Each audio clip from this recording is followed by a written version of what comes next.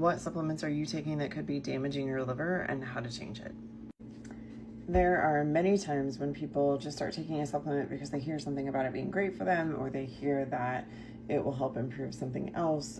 We get into a lot of those supplements with weight loss, but also some of the anti-inflammatory ones as well. And it's important to know what these supplements are capable of and also how to use them appropriately. Part of what I see, and in fact, a chart review that I just finished, the person is taking several different supplements that were recommended to them by a functional medicine practitioner who's also a chiropractor. And when I looked at the list, and I actually asked him, because he was taking like compounded products where there's multiple things in that product, and they range from pills to drinks to powders, is I want you to write down the amount of each thing that's in them, because I want to see if you see the issue that's happening in front of you. And it turns out that he has 3 different products that he takes 2 times a day that all have duplicate products in them. And this is one of the problems that can happen with liver toxicity. Now, the products that he is taking are not necessarily for weight loss or for body composition or anything like that, but we see this a lot in multi-ingredient natural products. And in fact, there's been many cases where the company Herbalife has gotten in trouble because 2 of their products together have caused liver failure in people. Other products that has caused similar issues are things like Hydroxycut, Slim Quick, other weight loss supplements like that. There's one on the market now that I have concerns about that's called Skinny Sticks.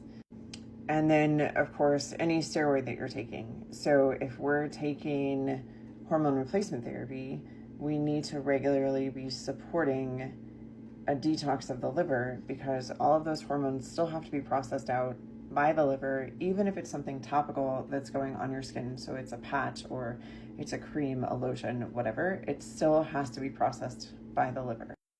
And then, of course, there are things that your body actually needs, but in high doses, especially for prolonged periods of time, can create liver damage, like high doses of niacin and high doses of vitamin A.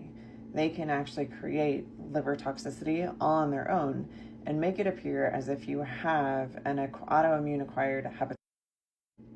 Other supplements that you might be taking that you don't think anything about and you've been taking them for a long while, that you may need to step back from and cycle. And when I say cycle, I mean like you may need that support for a period of 30 to 60 days, and then you might want to cycle off of it for at least 30, cycle back onto it for 30, those kinds of things.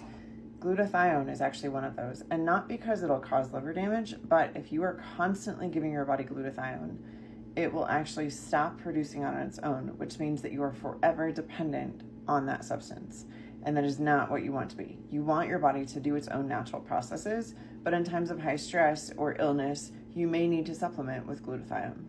It can also be a good idea to supplement with glutathione while you're doing a liver cleanse, but after you're done with that cleanse, your body should be able to support glutathione production appropriately if it has everything else that it needs. Things like Skullcap, Comfrey Tea, any of the weight loss supplements that contain the green tea extract. All of those in really high doses for prolonged periods of time can create a problem in the liver. Other ones that people don't think about, and some women use for support trying to get pregnant, black cohosh. It actually changes hormone production and therefore can change liver function, because the liver is responsible for processing those hormones. Want to improve your memory? Just take ginseng. Well, too high a dose for too long, you've got a problem. Not unsimilar to the apricot seeds, there is a plant, it's a bush, it doesn't grow here in the United States, but it gets imported from other countries. It's called chaparral. It contains a compound called NDGA that can cause liver damage. So again, if we've already got a toxic system and we're trying to prevent cancer, taking something else that's going to create more stress on the liver is not our best bet. We need to detox the liver, support it appropriately, and then maybe move into that type of supplementation. The other one that a lot of people don't think about, and actually this is one that is monitored by a bunch of different sports bodies is kava kava, and it's in a lot of all-natural coffee replacements and protein, all-natural, supposedly good for you drinks, and there's a very popular one on the market right now that has high doses of kava kava, and so again, shouldn't be taken for prolonged periods of time, and then you probably need to be supporting liver detoxification afterwards. Besides supplements, we can also get into essential oils, right? Some of those can absolutely be toxic to you. Wintergreen is one that a lot of people, they like the flavor of it, so they think, oh, I'm just going to take this. But wintergreen is highly toxic, and consuming as little as 6 milliliters, which is like half of this bottle, in a period of a week can make the liver toxic. Wintergreen is used in a lot of topical applications to decrease pain and inflammation because it's great at that. But if you think about how much you're putting on your skin and how much evaporates versus how much gets absorbed, you have to consider that in your intake. Not to mention that things like clove, cinnamon, garlic, oregano, rosemary are all antibiotic type oils and create disruption in the gut bacteria. So if you're ingesting those, you could create other problems in the body. According to research out of the Royal Children's Hospital in the United Kingdom, oils that could be protective when applied over the liver or taken in 1 to 2 drops over a gallon of water throughout the day are things like grapefruit essential oil, lemon essential oil, and peppermint essential oil. But even turmeric in too high of a dose can be liver toxic instead of liver helpful. One of the most important things to consider whenever you're taking supplements is that you don't want things that have overlapping ingredients, and you want to make sure that you're not on that product forever. Things that you might need to take forever are things like, if you're a low methylator, SAMe and a methylated B vitamin. And if you are somebody who struggles with vitamin D, vitamin D.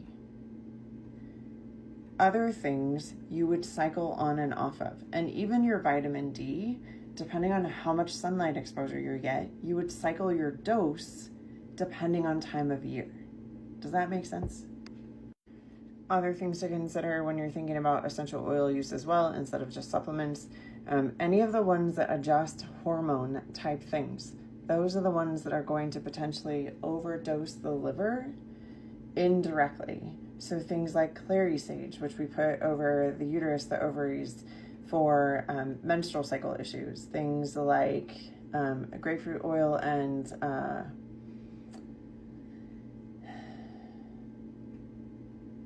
lemon that we would put over the thyroid are going to adjust how the thyroid's functioning.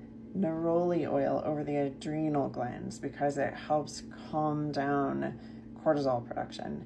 All of those things are going to adjust what's happening in the liver, and so we need to make sure that we're aware of that and also aware of our supplement intake so that we can understand the dose versus good and bad.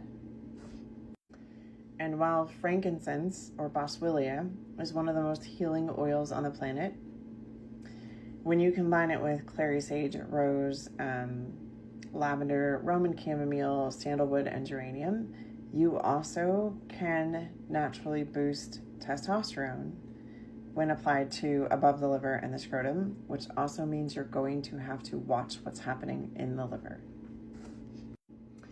In general, the biggest thing is the dose makes the poison in most cases, and it's the same thing when we're talking about our ingestion of other environmental toxins.